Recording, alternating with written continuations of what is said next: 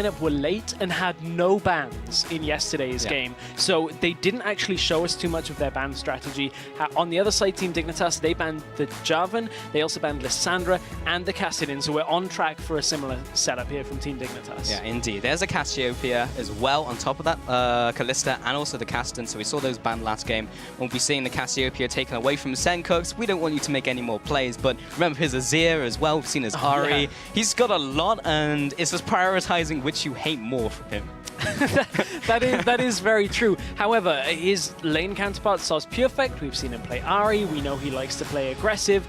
This time, maybe they'll be a little bit less available in that mid lane. We already see the Cassiopeia ban. Anything else? What have we got available? We've had jungle bans. Janna takes away as well from Dignitas. A couple of flex picks as well taken away with the Kassadin being banned. So maybe we'll see some top lane or jungle focus here. I wonder whether they're going to reduce what Broken Shard can play here as well, because we know there are specifically tiers of junglers that each player will default to, and it will be a jungle. Okay, so they do take away another pick from Broken Shard, and also means that they took away their own Jarvan. So I wonder if that was being like, okay, we don't want you to take the Jarvan anymore, and we'll also take that one away from the Robin. But anyway, first pick was the Lissandra coming in from Team Dignitas, and doesn't show a lot of their hand already. That's a flex pick. Could go top, could go mid lane. Didn't show a whole lot. Yeah, it's a bit of a change up from yesterday, where we saw obviously Team Dignitas on the red side didn't want to give the flex pick over to Mouse, but we know that Wonderwear, Sencooks can both play this, so it's a pretty straightforward pickup, and pretty fast lock-ins on the other side as Robin takes that Rek'Sai for himself. We saw him on 2 games already last week on Rek'Sai, doing a decent job. Yeah, and he'll be trying to replicate some of that success. Of course, they bring in the Morgana as well, which is, again, another flex pick. Could be in multiple different positions. On the opposing side, interesting hover from Broken Shard. But more importantly, they lock in the Graves, which, again, we spoke about in the last Champion Select. Huge priority for the European AD carries. Yeah, so we are still waiting to confirm that is. Yes, there it does get locked in as well. So, yeah, you touched about Morgana being a bit of a flex pick. Interesting to pick Thresh with the possibility of Morgana support. Yeah. Morgana support kind of nullifies a lot of Thresh's presence in lane. Once you get that black shield, you just put him on the target. Yes, Thresh still has a lot of other utility, but it's just one of those weird things. Have to see what top laner Team Dignitas are going to pick, and I actually think that is a potential that Mouse might hold off on. Yeah. Their solo laner is likely to be the last pick, or one of the two, just to see whether they want Morgana in the top lane role or support, because we've seen that from LCS teams. They'll pick a Morgana very early on and sit on it and say, okay, what do we feel like? Yeah, now what do we want to do? How does the rest of the picks and bans play out for this? Yeah, really, really smart, and just gives them a lot of maneuverability in Champion Select, so they can do whatever they want to do, depending on their opponent's picks, that being from Dignitas in this game so far. And they do sit on these 2 picks, and yeah, they are looking towards the Zed right now, along with the Sivir. So again, saw that last game, a fast swap up at the very end to Jinx. So we will have the Zed coming in from mousesports. So again, he's sitting on champions that he is very confident on, and then the Jinx for Cedrian. Yeah, and this has a bit of a makings of a team comp that's going to scale very well. You look at a Jinx, she scales well. Rek'Sai still has a lot of impact in the later game, has a lot of control. Morgana is very good. And, one thing that Team Dignitas are going to struggle with a lot is pushing into this composition from Mouse. Zed's going to want to split push. Jinx and Morgana can clear waves exceptionally fast. And there's going to be this time where mousesports, if he is the one taking Zed, which obviously why wouldn't he be? He'll be out in a side lane just pushing you down, and you've got to find something to answer back with. Yeah, so Team Dignitas do answer back with the Ezreal now coming in here as well, so maybe taking a page out of Faker's book from LCK, and also with the Nidalee again. So obviously Broken Shard and a lot of these challenger junglers still prioritize that Nidalee and see her as a strong pick in 5.3, but yeah, Ezreal, so they're looking for that double AD composition. Really nice to see in challenger. Yeah, and this is going to give them quite a significantly strong mid-game period where they can really fight people around the map. Yes, they'll struggle a little bit with Nidalee, but the amount of siege potential that's going to come out from this Team Dignitas lineup is difficult to deal with. And then looking down the lineup, what would they go for here for Mouse? Do they pick a support? Do they put Morgana down? I mean, they need somebody that can potentially sit in a solo lane and be okay against the push. Something from a top laner, maybe like an Aurelia, to go up against the Lissandra. Yeah. Just something that is okay in lane, can sit around and has a lot of impact against 2 fairly squishy carries as well. You look at an Ezreal and a Graves, that's a lot of squishy targets for that kind of thing. Other champions that may fit into that top lane role, Nara is still available as well. Depends whether they want Morgana support. Yeah, it really just depends on this last one, and they've been swapping around through those supports, and they may even just bring a support in and throw the Morgana up there. It will be the Irelia. So, well, you called it stress, and they're just going to be putting that in the top lane and trying to put that up against the Lissandra, so we'll have an okay matchup up there. And all of the picks have slotted into places. That's a lot of swap-ups from Team Dignitas EU coming in, and just depends who's going to be taking those picks right here. But yeah, very interesting. So we have the double AD composition coming in from Team Dignitas EU, of course putting the Ezreal mid lane. As we've mentioned, we've seen this in LCK as well, and a couple of different teams all around the world just trying their hands at it, but it's a very different type of composition. Yeah, it's not exactly the super standard composition that we'd expect, and honestly that brings with it its own issues. Is how do you play a different style?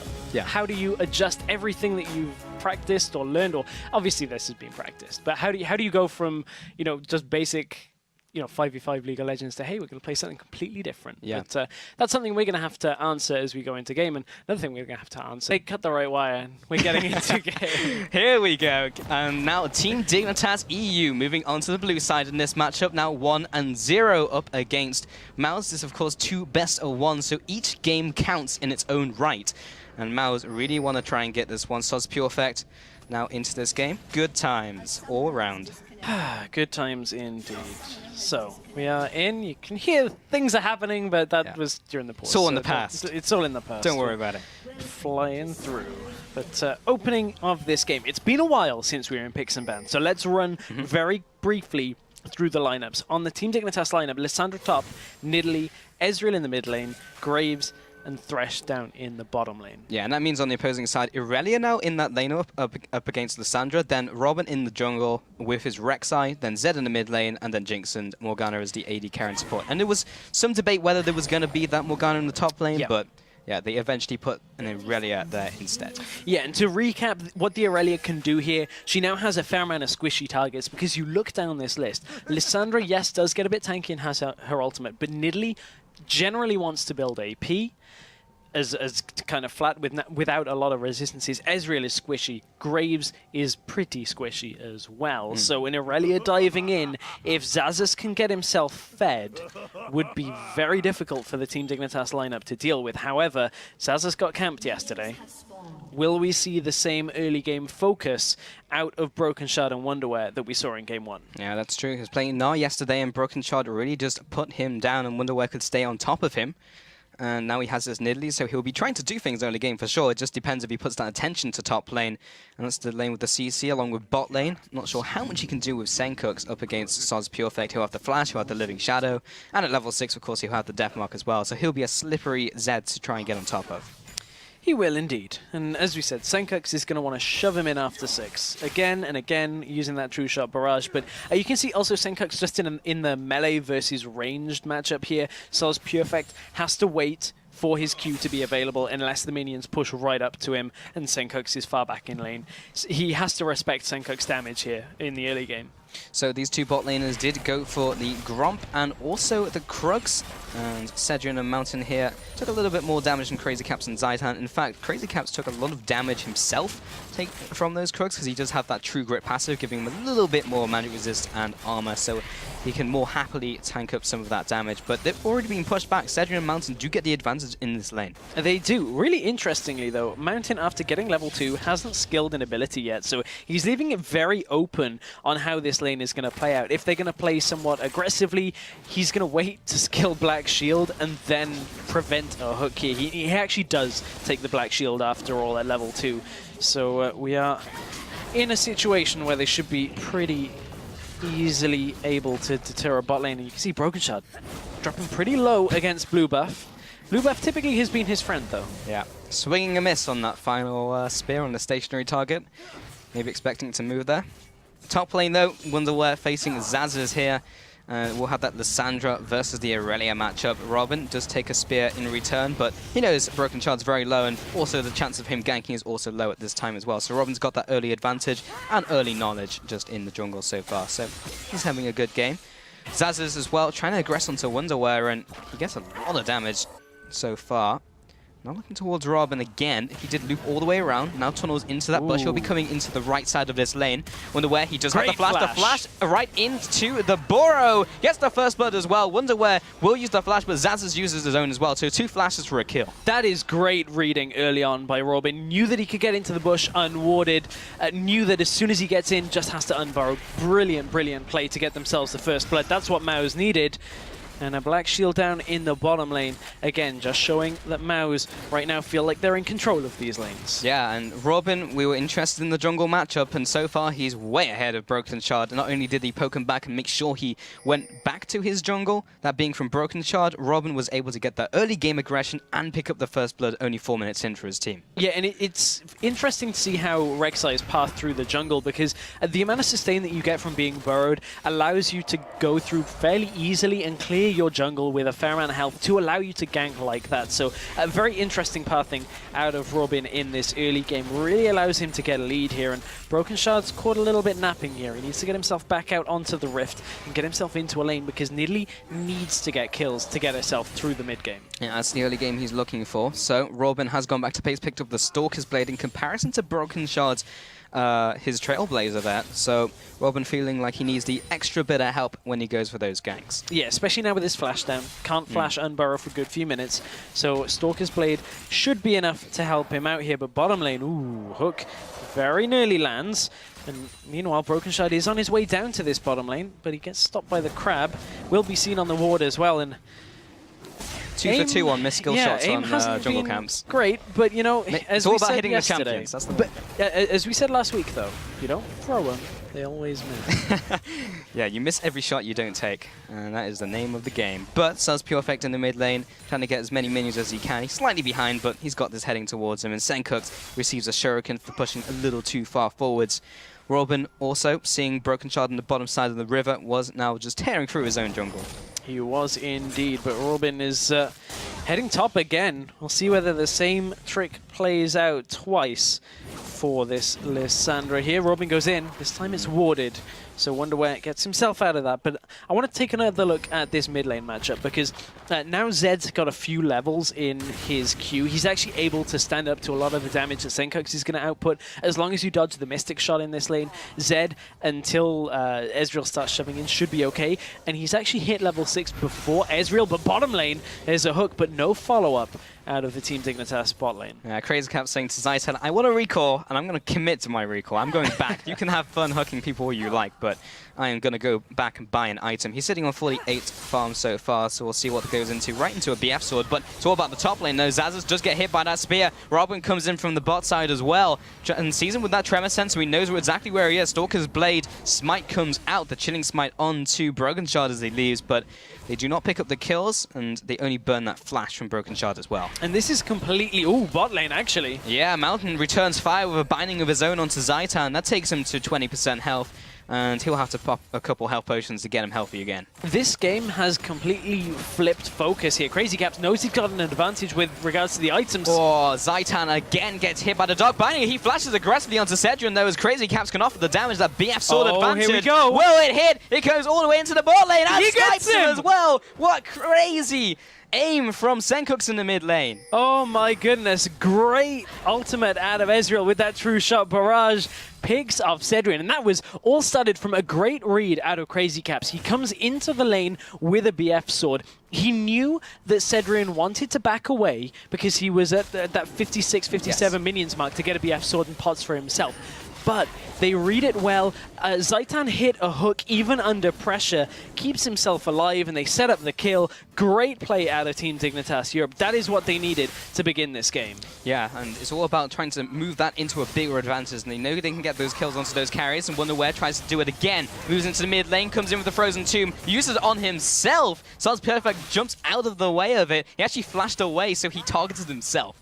Yeah, I wonder whether Wonderwear actually wanted that to target himself as well, because there are two options. Obviously, Lissandra Ultimate is going to keep you alive. I think they could have got the kill. I think you're right. But at the same time, Wonderwear was able to make sure that he kept himself alive in that situation. Don't really think Suz Perfect had quite enough damage to do that, but at this point in the game, what items have been picked up? Tear of the Goddess onto Ezreal very early on, Bilgewater Cutlass as well in that mid lane matchup, and you know, fairly standard early goings from both of these mid laners. Yeah, indeed. As you mentioned, Bilgewater Cutlass, always that prime item to pick up for Zed in the mid lane. Of course, that will be amplified by his own ultimate, the Death Mark. And there's the farm alarm. Robin going straight to his Raptors and onto his red buff, so doing just that. Yeah, farm alarm in action, but Xaxus wants to go aggressive in the top lane as well, but you can see Wonderwear now without his ultimate has to be careful, as Xaxus has a fair amount of kill potential, especially now that his ultimate is up and Wonderwear's isn't. So Mouse certainly have themselves a decent spot in this game to begin it up. Yeah, they do indeed. So after that initial flurry of action, it's now 1-1 with the slight advantage to Mouse, which is contrary to what we saw yesterday. Team Dignitas just kind of picking up the advantage from minute 1 and swinging it through the rest of the game. Xaxus, there's the aggression you can see, using his ultimate just to get ahead as well. There's Transcendent Blades doing that damage and also giving him the life back as well. But we did have another pause coming in, and we will get the information to you as soon as possible. But yeah, I want to see the end of this game. Yeah, I do as well, because this game has completely been blown wide open from that play in the bottom lane. So let's retrack all the way back to the beginning of the game, when we could see Zed was under pressure and Senkux was having his way in that lane fairly early on. Zed kind of evens it out, but when you're a Zed, you can't stop an Ezreal ulting bottom lane in conjunction with them bursting down Cedrian, and Cedrian kind of just being in the right spot. So, yeah. I mean, there's not a lot that Sauce Perfect could have done about that. It's like, what do you do? Just great play out of Team Dignitas. Yeah, it was really cool to see. I mean, from a Zed, you can death mark him, but he'll just carry on going. Like, you can't stand in the way because it will just go through you. It's not a Caitlyn ult, but yeah, he was just super well predicted. And he also predicted that he'd run back at that exact point and know that he was going to carry on running, because that's not a spot where you were going to recall. So he knew that he'd be running through that place as they pushed him back. It was just... I feel like we need to call him Professor Kobe and calculate the distance. What the wind speed was. Hey, that's something I didn't have to take account of on LCS. But you know, that was a really nice play to start off. But even before that, the play top lane, where we saw the gank out of Robin, knowing the jungle path thing, getting Xaxus ahead. And we said in Champion Select that if Xaxus gets ahead, there are a lot of squishy targets that are very easy for him to pick off. And that is exactly what has happened in this game so far. You can see Xaxus, or I can see Xaxus is up in CS. Hopefully, we will be back up into game fairly shortly. He's 79 CS right now, has a Phage up against the Catalyst on Lissandra. So he has himself a comfortable lane and actually is in a good spot.